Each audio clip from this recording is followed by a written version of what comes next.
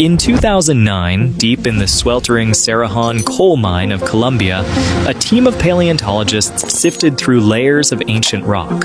They were pulling out the compressed remains of a rainforest that existed about 60 million years ago, right after the dinosaurs blinked out. But what they pulled from the earth stopped them cold. A vertebra. Massive. Thicker than a human wrist. At first, paleontologists did what any reasonable scientist would do when they see huge broken bones in tropical Paleocene rock. They assumed they were crocodiles. Crocodilians were the giants of those ancient swamps, and the idea of a reptile the size of a bus already felt like pushing credibility as far as it could go. But something was off. The bones were the wrong shape. The curves didn't match the typical crocodile vertebrae catalog researchers knew so well. Then came the shock. These weren't crocodile vertebrae. They were snake vertebrae. And not just any snake. This was tltanoboa. See, Cerrejón isn't just any fossil site. It's a time capsule, a complete Paleocene rainforest sealed by a sudden burial of mud and ash. Leaves, fish, turtles, entire snapshots of an ancient world preserved in stunning detail. And in that muck, the biggest snake remains anyone had ever seen.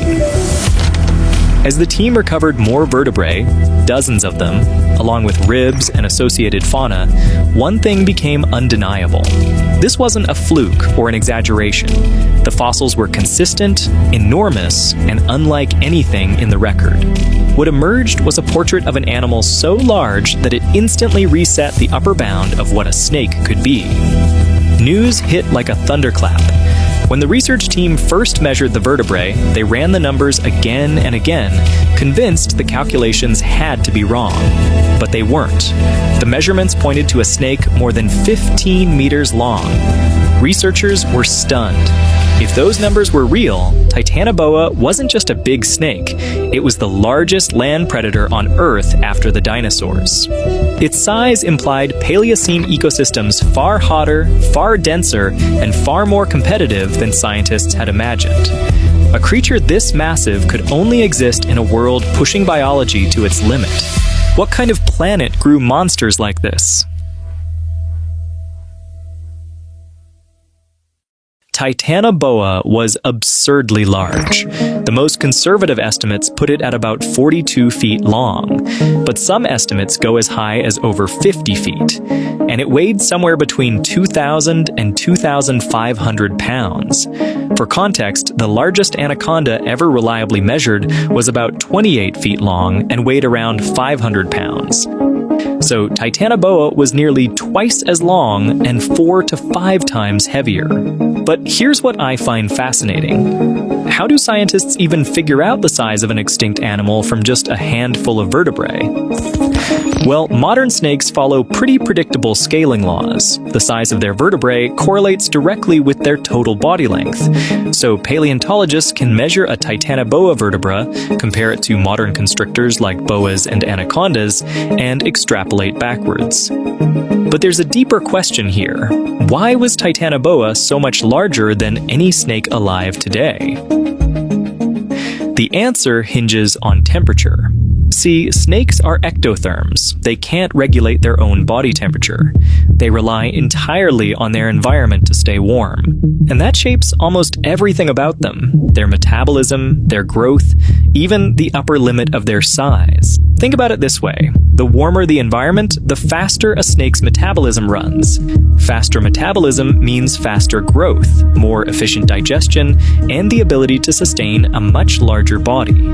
So when scientists uncovered tltanoboa, they weren't just looking at a giant predator. They were reading a climate record, a biological thermometer from 60 million years ago. And it pointed to a world far hotter than the one we live in now.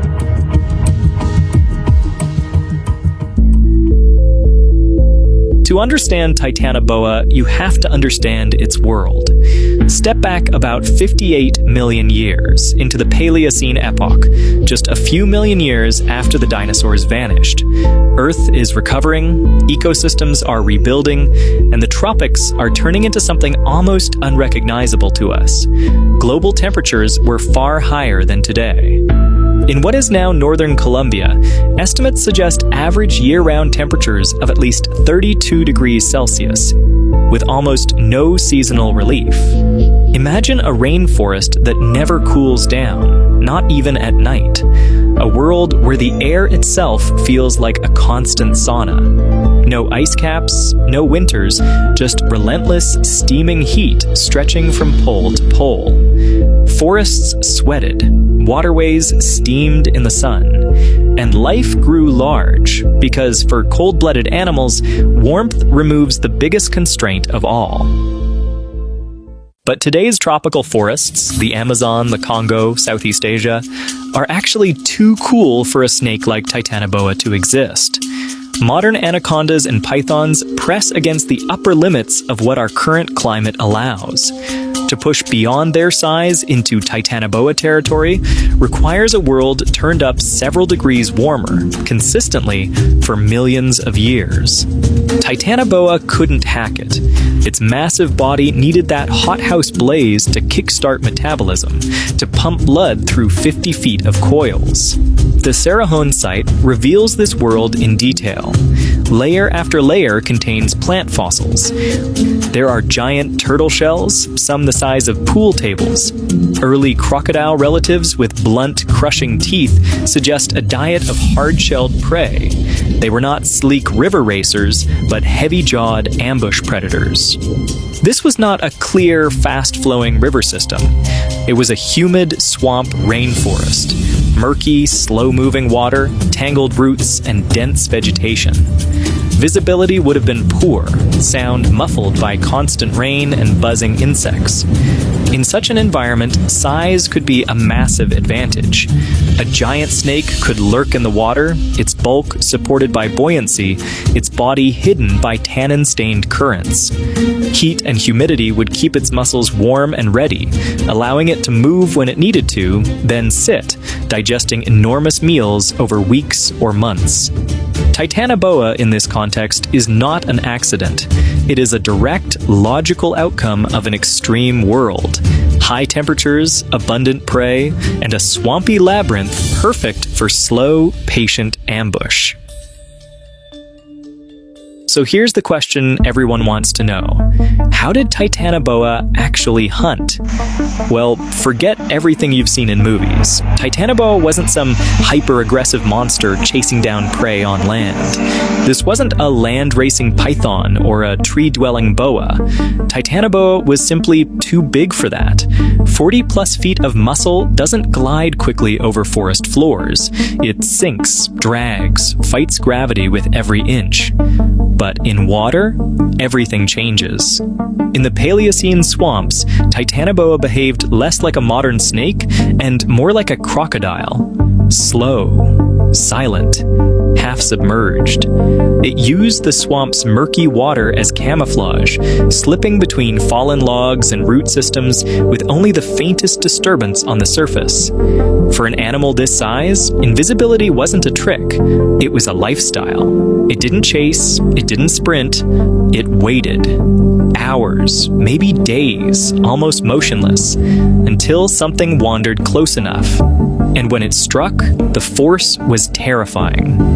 Biomechanical models estimate that Titanoboa could exert well over 400 psi of constriction pressure, more than enough to crush a crocodile's ribs in an instant. Modern boas and pythons rely on blood flow restriction to subdue prey, but at Titanoboa's size, the distinction barely matters. The result was the same. Whatever it wrapped around wasn't getting out. Based on the ecosystem we know existed at Cerrejón, Titanoboa's diet likely included giant turtles. Slow-moving, abundant, and packed with calories, perfect prey for an ambush predator. Early crocodiles, smaller than Titanoboa and not yet evolved into the apex predators they are today. Large fish, common in the river systems, easy to catch in confined channels. Possibly early mammals. Though mammals were still relatively small in the Paleocene, any that ventured too close to the water's edge would have been fair game. Water wasn't just its hunting ground,